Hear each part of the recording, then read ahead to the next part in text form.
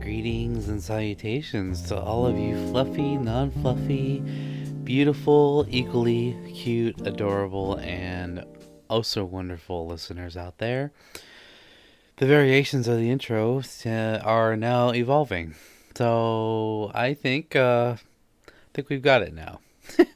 It's not gonna be the same every week, but hey, who cares?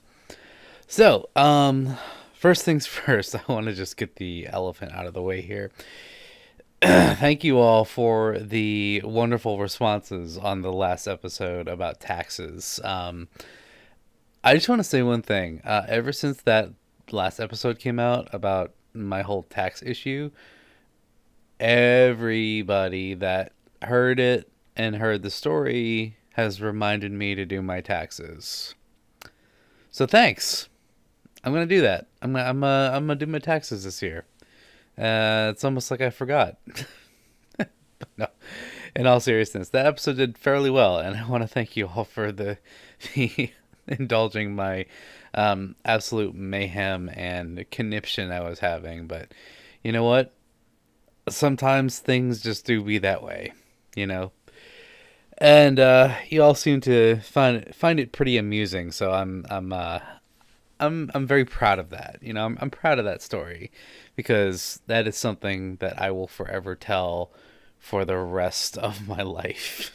Okay, so yeah, we've done well. This episode, I'm gonna be honest, I don't really know what to talk about, but I have a few things that I'd like to say that I think will be pleasing to your ears.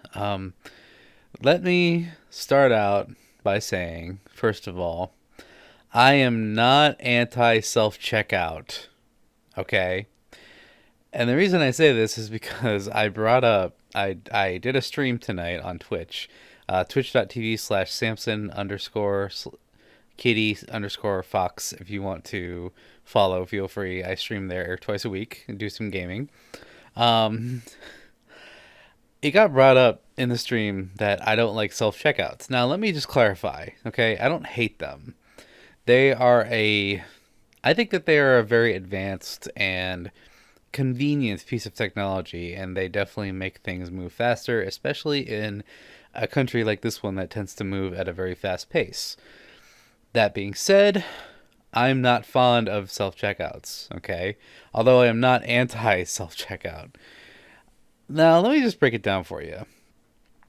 When I go out and I go shopping, I want to be sure that I'm getting everything that I need, but also I want to be able to give the people that work there what they need, and that is work, right? Because the first thing that comes to mind when I step up to a self-checkout is I don't work here, so I'd rather not do this job and and take this away from somebody else. I understand. Okay, I've worked in plenty of customer service positions that required a fake smile and lots of button pushing and a lot of scanning. I've done this. I have been there. Okay, so with that out of the way, I understand service people, customer service people out there who are listening. You have a tough job. It's a lot. You have to deal with a lot of people that you don't even know the name of day after day. You put on that smile, you clock in, you get that paycheck, whatever you got to do, right? More power to you. However, I don't work at the grocery store. I'd rather not scan my own items for a few reasons. One thing is I like to give the people who are at the checkout lines something to smile about. I try to be cordial and nice. I try to basically every checkout line that I've ever been in, I've always had the thought, maybe I can make this person smile. I'm going to try my best to make this person smile because I understand their job. I know it's difficult. I know that it's a lot. I know that there's a lot that they have to go through every day. So I'm going to chat them up. Like, how's your day going? You know, hope you're doing well. And I hope that in some weird way I was able to make your day a little better. The self-checkout completely eliminates that. Okay, that's one thing. The other thing I that I prefer in checkout lines is people watching. I don't know about all of you. I love to people watch. It's one of my favorite things to do when I'm in public. Okay. So you can rest assured when I'm in a line at the checkout line, I am looking at what people are buying and I'm not judging them. Okay. This is no judgment passed. I look ahead at the belt and I see what they're putting on and I go, oh, okay, this person really likes Kit Kats and my gosh, that is a lot of breath mints. Yeah. Or I look at what kind of adult beverages that they're buying. Or maybe they're just that one weirdo in line who has just one item who's standing there and is like, I just have this one thing. And, usually when it's that person behind me, I try to let them go ahead of me because it's like, hey, here, you go ahead. You got a few items. You don't need to stand in line this whole time and watch me, right? So, because rest assured, I'm being people watched in the same way that I am people watching others, okay? I know for a fact when I put my stuff on the belt, it is being judged or it is being analyzed or somebody behind me is looking at my stuff and going, oh man, he really likes cheese. Yes, I do. I buy a lot of cheese. I eat cheese a lot. Okay, so if you're going to judge me on the whole cheese thing, then by all means, why don't you do it in silence behind me? I'd rather you do it in silence. And then when I look at you behind me, then you suddenly look away. Like, oh, what's that? Oh, they got People Magazine. Look at that. Taylor Swift's top 10 albums or whatever. So that's just the miracle of the checkout line at any grocery store or any store for that matter. And as a side note, I have noticed, even in places like gas stations, they are normalizing self checkouts. Anybody else notice this? Even if you're not from this country, I don't know if you have this, but apparently self checkouts are becoming a thing at gas stations as well. I don't know how I feel about that. What's so hard about walking up to the cashier at a gas station, paying for gas or whatever, and just leaving like 30 seconds later? It doesn't really cut down on much time. I have seldom been in a line at a gas station. If I do, it's usually after an event, like a concert or a convention or whatever. The line goes pretty quick, or you're usually the only person in there. Is it really cutting down on time to put self checkouts in gas stations? I don't see the appeal. But also, in terms of self checkouts itself, I don't understand. Okay, I'm just going to say I don't like the fact that pretty much every single self checkout these days has a camera above it. Now, I get it. It cuts down on theft. If you steal something, they can identify you. That's great. I don't need to be machine watched instead of people watched to check out my items. So I wear hats. That's one of the things that I do when I go out in public. Is I wear these flat caps or these newsboy hats. Look it up. They're like the old timey flat caps that you see like taxi drivers wearing. Those are the hats that I wear day to day. So little tidbit for you. The first thing I do if I have to use a self checkout, whether all the other checkout lines are closed or I'm in a rush or something, I will reluctantly use a self checkout line. First thing I do is I yank my hat down and I don't look at the screen at all because I'd rather not be recorded in that way. I know what I look like. I don't need this security system knowing what I look like either. So I'd rather not depress the security system by them seeing my face. I would never steal anything. I don't think I ever have in my life, so I don't think it will be apparent to them to see what I look like while I pay for my own groceries. Thank you. And by the way, when it comes to self-checkouts entirely, if something goes wrong, if there's like an error, or if you're buying adult beverages or something that requires you to show your ID, you are still helped by a human. A human has to come over and scan you in and verify your ID, or if there's a problem, they have to, fix the machine, whatever. Oh my gosh, I realize how old I sound right now, but anyway.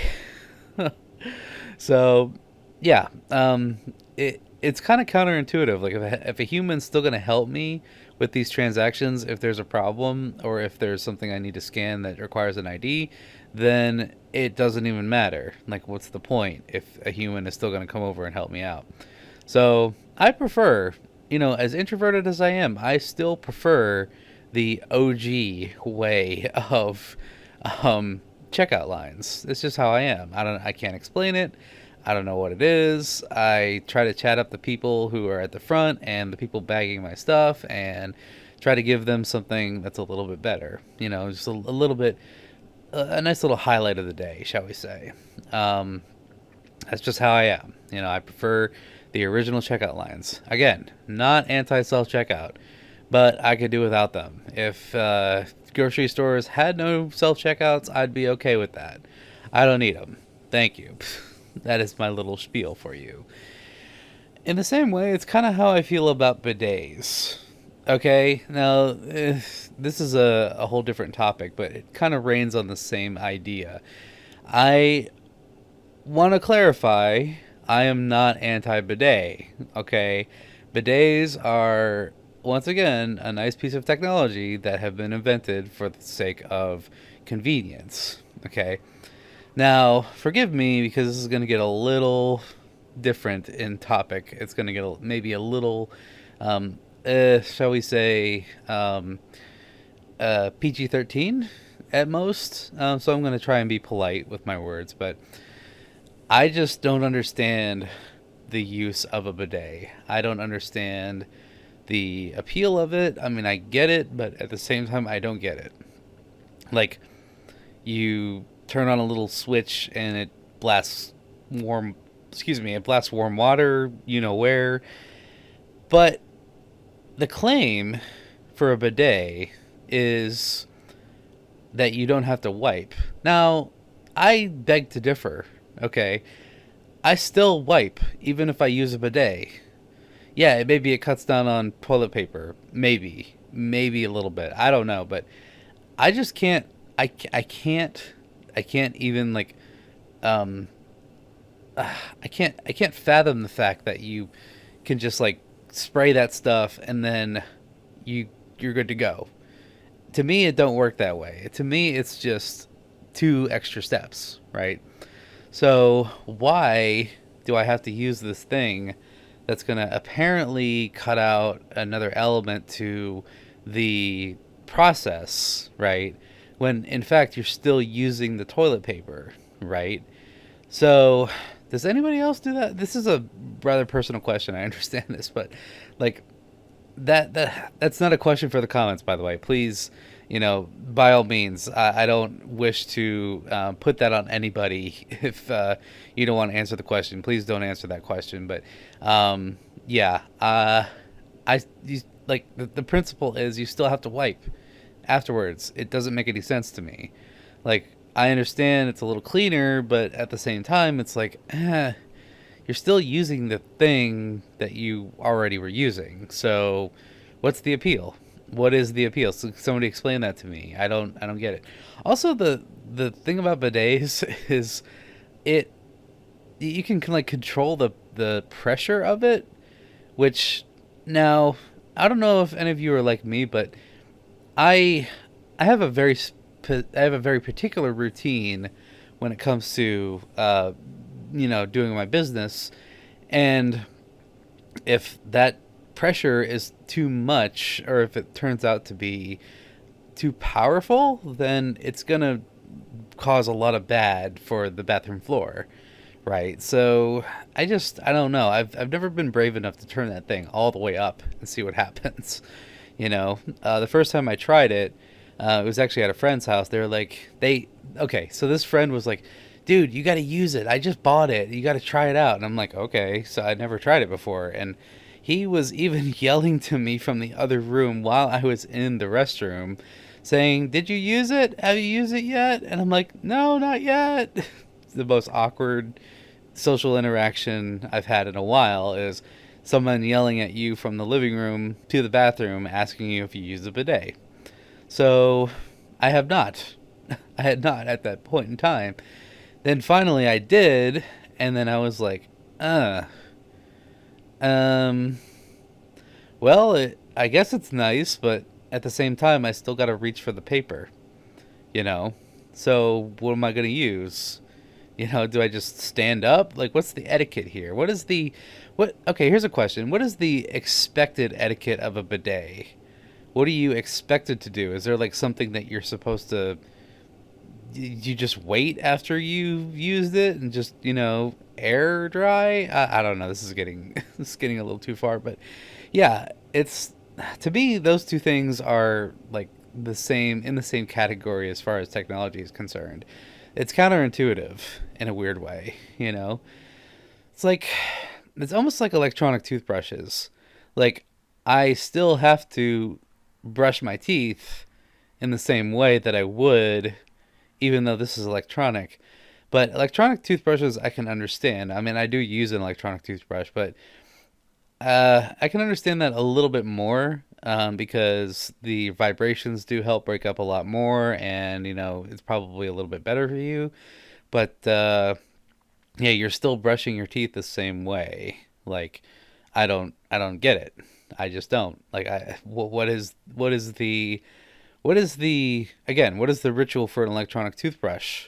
Is it just move it back and forth and just let the vibrations do their work, or do you still brush it the same way that you would a regular toothbrush, right?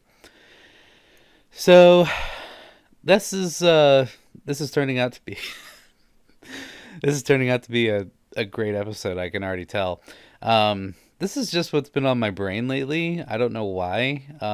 Between self checkouts, bidets, and electronic toothbrushes. Now all these things are separate. Okay, these are all separate issues, but they all have a similar vibe to them in terms of how they're supposed to be better for you in a weird way, right? So, what's your thoughts? What are your thoughts on these matters? I don't have any other points to say other than the fact that I'm not anti self checkout, bidet, or electronic toothbrush. I think that they all have their benefits, but at the same time, when you get down to it, they all kind of function the same way as they would with regular things of that nature. So I don't know. What are your thoughts? What are your thoughts on said technological advancements in our society? Um, yeah, I mean, it's not like wireless headphones. Like wireless headphones, big step. It eliminates the cord. You don't have a jumbled mess in your pocket. I love wireless like earbuds and that kind of thing, and that makes total sense to me. Like, if they had a wire, here's okay. So with that on that topic, I don't understand the wireless headphones that have the wire.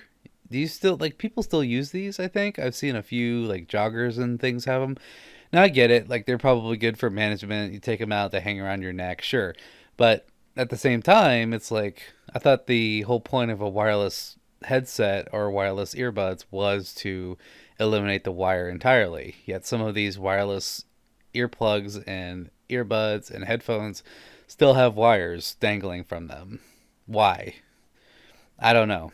I have no idea. For comfort, for nostalgia purposes, maybe. I don't know. I couldn't tell you. So that being said, I think we've come to a consensus of these things. Um, yeah, I can't sometimes I can't tell if technology is advancing or digressing. One thing with the self checkouts is I do remember them way back when. I remember being a young lad, talking 20 plus years ago, and seeing self checkouts for the first time when I was just yay big, right? And I thought at the time that they were amazing technology. Like, wow, you don't even need a person to, scan your items. This is pretty cool. And every single time my mom went shopping, it was straight to the self checkout afterwards, which looking back on it now, I go, what was I so excited about? Like, there's really, there's not a whole lot that's changed other than the fact that you're pretty much doing everything yourself from scanning to bagging ultimately. And if something goes wrong, you still need a human being to come and help you. So, I don't know. The wonders as a child versus as an adult, I have to say, are quite different. the expectations are definitely different. So yeah, that's my little shtick, my little spiel on these things that we have in our society. Is there anything else that I missed? Is there anything that you all have on your mind that maybe don't make any sense to you, yet still plague you as something that just doesn't make sense? Be it technology or not, I'm curious as to what you have to say. So feel free to say it down in the comments. I'm interested in what your takes are. Um, but yeah, the self checkouts in the gas stations I will never understand. Like they don't make any sense to me. It's like you're not really saving much time. I'm only saving maybe 2 minutes of my time, which I guess could go a long way. But at the same time, it's like no, it's really not that hard to just walk up to the person at the counter and just, hey, can I get 20 on pump number 3 or whatever? And off you go. That's it. All there is to it. Yeah. And it's funny, during the stream, we were talking about self serve gas pumps versus the full service ones. So back in the 1950s and before that, they had Texaco stations that I believe it was Texaco, or it was I guess it was multiple different gas stations had these full service stations. So basically, you drive up. These guys would run out, and then they put gas in your car. They would check your oil pressure. They'd fill up your tires. They'd look under the hood, top off your fluids, all that stuff. And you most likely would tip all of them, just like, hey, here's a dollar, whatever. And then at the end of it, you got a full tank and you got full service, which is pretty nice. That's back when gas was probably like 20 cents per gallon, mind you. But times have changed. Times have definitely changed in self-serve stuff. One one of the one of the things I was listening to over the weekend was if any of you have heard Bill Burr, comedian, talk about these self-service places. He talks about a particular well, he talks about delis in particular. He talks about how you go to a place and then you tell them what you want. Yeah, I'll take a turkey sandwich, lettuce, tomato on rye, and then with mayonnaise. And then they tell you, oh, the mayonnaise is right over there, so you can just put it on yourself. And then Bill goes on this whole rant about, oh, well, I'm sorry they fired the mayonnaise guy, but I don't know if I have time to work here. I don't work here. Do you recognize me? I'm on the other side of the counter, guy who orders the sandwich, and you're the guy who makes the sandwich. I gave you money. My part's done, and you make the sandwich. So, yeah, these things were at my school when I went to college. They had a cafeteria, and then you go and put your condiments on yourself. Now, that's fine and all well and good, but why put the condiments on yourself when someone could do it in the back? That's kind of interesting to me how we've kind of gotten away from the, you know what, you already got the mayonnaise back there. Why don't you just put it on yourself as opposed to me doing it? So, yeah, I don't work at this school. I go here. I pay you. I give you my tuition money. And I'm sure some of that goes into your paycheck as well. So you can put the mayonnaise on my sandwich. I don't have to do it myself. Pretty, it's just a little bit of an observation that I noticed back in school. Um, that's why I like Sheets, because they do everything for you. They make all the stuff for you. They throw it on the counter, off you go, done. Which, by the way, Sheets is also a gas station, self-serve, mind you. And I have noticed self checkouts at Sheets as well. So I guess they're also getting in on this whole corporate, um, this corporate self-service stuff. Which makes me wonder. I wonder if there are any full-service gas stations still around in this country, or any country for that matter. If there are, let me know in the comments. I'd love to hear if there are any, self-service stations where they run out, put gas in your car, you check under the hood, and fill up your tires, all that stuff, everything. That'd be nice. That'd be nice to know if that is a thing still. And if so, I would happily drive across the country just so I can get that experience. That one experience that isn't really significant to anything, but it's just the fact that I got to do it. I went to a full service station and I got everything I needed, and I don't have to worry for the next 2 weeks or whatever. So, yeah, just a few observations during this past live stream that we were talking about.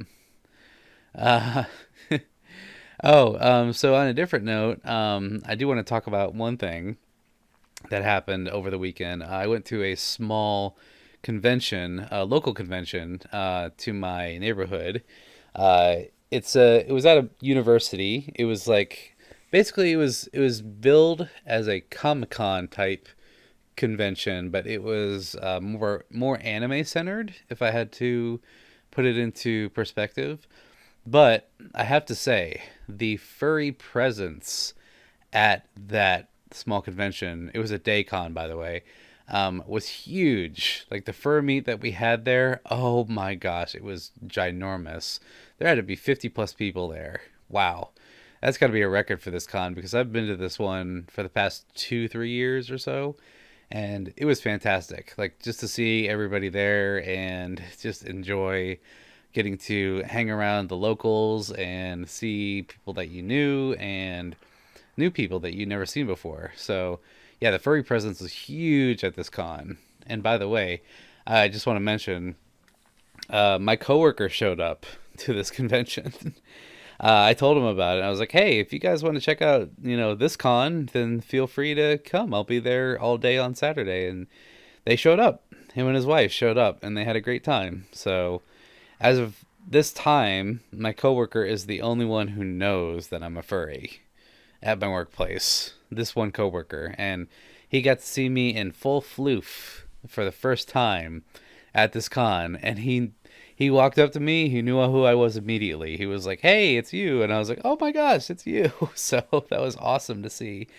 Um, but yeah, they had a vendors hall. They had photo shoots. They had all kinds of stuff going on. Yeah, so highly recommended if you're in the Northeast Ohio area.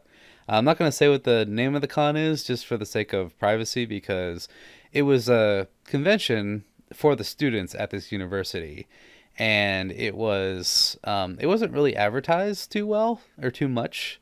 So I think they wanted to keep it on the down low and just like the students. You didn't have to be a student to go in there and have fun, but just for the sake of privacy, I will refrain from naming the con. So, but yeah, it's sort of like a word of mouth kind of thing. Like you hear about it from other people, and then they tell you about it. And it's like, oh hey, why don't you try out this con? And it was a good time. So yeah, the fur meet was great. I ended up suiting up in the parking garage, which I've done worse. I've suited up in parking lots. I've suited up in basements. Different places. The basements thing was at friends' houses. Okay, it wasn't anything weird or anything like that, but yeah, of course, we had to do this con on the coldest, snowiest, and rainiest day of the year. It was nasty outside. Oh my gosh. Yet we did it, and we had a great time. We had a blast. So, yeah, I'm really happy that it worked out that way. Um, but yeah, so we did that over the weekend, and I got to have dinner with a friend on Sunday, which is really nice. And I'm not gonna lie, I have been a lazy kitty fox, the past couple of days. I'm not sure what's gotten into me, but I have been absolutely just like dead in the water these past couple of days, and I'll tell you why. So I just want to put out a little bit of a PSA for those of you who are into health and want to know more about health and what like caloric intake and all that stuff. If you're going to make a dinner and it's going to be very heavy or like very calorie forward, make sure you have a glass of water or a couple glasses of water afterwards, because let me tell you, I made some Alfredo shells and cheese, which is really good, and it's one of my specialties. I like to, make that and just nurse on it all week because I'm a bachelor. I like to live the bachelor life. So part of that is just making a big pot of pasta and just eating it throughout the week because it's cheap, it's effective, it's lasts a long time, it fills you up. and you don't have to worry about any meals for the next week, right? So that's what I do. But this time, I don't know what I did. I think I put comatose in this dinner because I used 3 cheese Alfredo. I used mozzarella. I used Parmesan. I put some garlic in there. It was very tasty, very good. But every single time that I've eaten it, and by the way, I made this on Monday, right? And it's Wednesday now as I'm recording this. Every single night that I've eaten it, I have passed out immediately afterwards. I don't know why. I I think it's just the calories. It's like the amount of stuff that I put in there was just staggering. Because I would eat it and then I would feel good and then immediately I passed out like less than an hour later, just like gone. And there was a study done about heavy foods and the like back in the day, and they basically talked about how it's not necessarily what you put in the food that makes it. It's not necessarily what's in it that causes you to fall asleep. It is the calories of it. So heavy calorie foods make you pass out. Go figure. That's why you see after Thanksgiving dinner, a lot of people are passed out because that's a lot of food and you got to digest it, so you just knock out immediately. Um, to give you a little more perspective, this past Thanksgiving, and I think I talked about this on a previous podcast, but last Thanksgiving, I went out with my family. We went out to this very lovely place that did Thanksgiving buffet. It was very good, very tasty. But I ate so freaking much that meal. Oh my gosh, it was like 2 times my normal amount, right? And I got home at about 5:30 p.m. that day because it was an early dinner, and I immediately fell asleep. Like I knocked the fluff out, and then I slept until probably 1 in the morning. So I got a full 8 hours of sleep. And what did I do? I woke up at 1, not knowing what day it was, and then I got up, I did some things, and then I went back to sleep again. So I slept an additional 8 hours on top of that. So that means my caloric intake of that Thanksgiving dinner caused me to sleep approximately 16 hours total after that meal. So I should learn by now. You really think I should learn by now that, yeah, high calorie foods will knock you out if you're not careful. Granted, I didn't have a whole lot planned this week. I was just kind of like, doing my thing and working on some projects and whatever. And I just, yeah, for some reason, I don't know what came over me to just load this pasta up with every cream and cheese and salt and garlic and you name it known to humankind.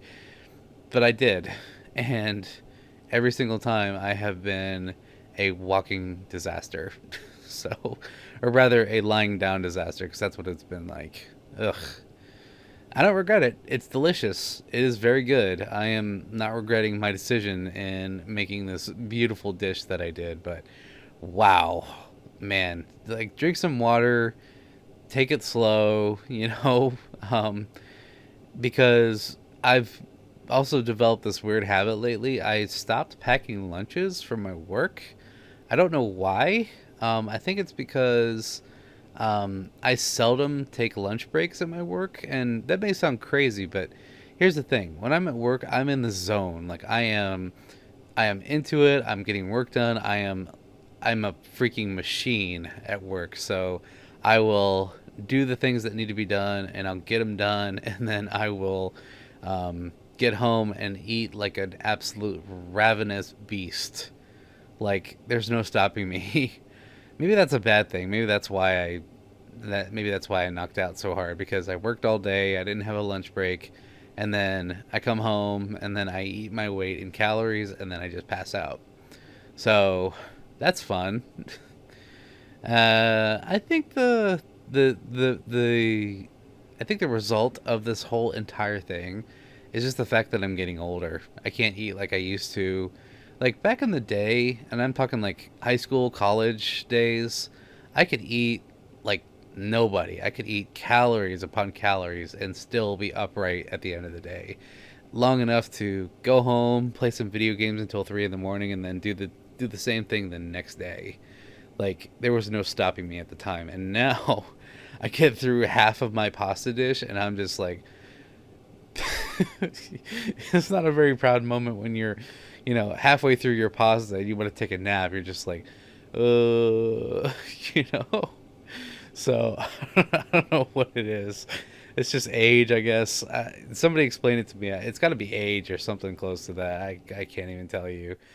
But wow, man, I'm just, yeah, things are changing and I'm all for it. Like they just make me laugh. So all in all, with all this digressive technology, the caloric intake, bidets, I think we've covered it pretty much. So let me know what your thoughts are in the comments. And I have to say, this is a very different vibe of a podcast in comparison to my last one. So can't complain. You gotta have something lighthearted. This is all a joke, by the way. I just want to point out. So anyway, that's the podcast. I think we're gonna end it here. I didn't really have much I wanted to talk about anyway. Although I do want to share. Sorry, I hit stop on the thing. My bad. I do want to share something with you all. I think will be a nice little uplifting something or other to get you through your day. Something I read in my daily Stoic quotes this morning, and here we have. Let's see if I can find it. Let's see here.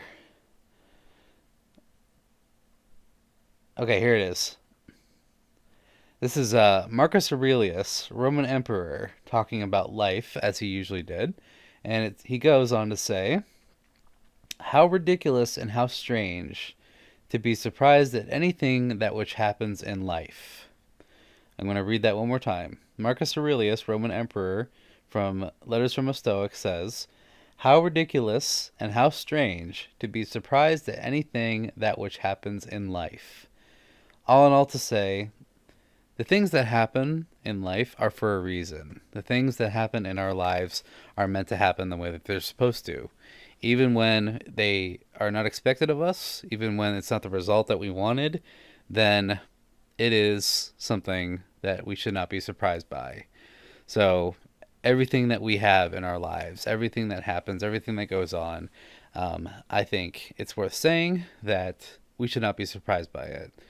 Let's expect the impossible, expect the unexpected, and let's be ready for when those things come our way, because you never know how they're going to turn out. You never know the result of such things. You never know how they're going to be in your life. You never know what the end result is going to be.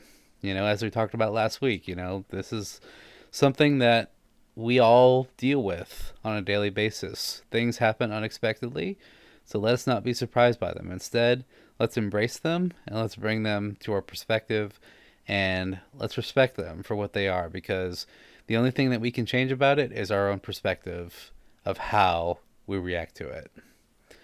So, little bout of wisdom I thought I should introduce to this podcast and this ridiculousness that it was. But I just want to say thank you all for listening. Thank you for being here and for always supporting. I want to thank you again for your absolute love and unconditional support and everything that you've given to me over these many years on these platforms. It really means a lot to me. Like, I just hit 300 followers over on Twitch, which is fantastic. So thank you for supporting me over there. If you'd like to check out more, you can see the link in the description. I will post a link there. And as always, just remember, sic Parvis Magna. Your greatness from small beginnings. Remember where you started and remember where you're going on this journey of life. Remember those who brought you up and those who continue to stand by you to this day. And in the same way, always remember to be you, be yourself. Don't let anyone ever tell you who you can and can't be. Remember that you can do anything, and don't let anyone ever tell you that what you can and can't do. In the same way, Never forget, there is no one like you. There has never been anyone like you in the past, and there will never be anyone like you in the future.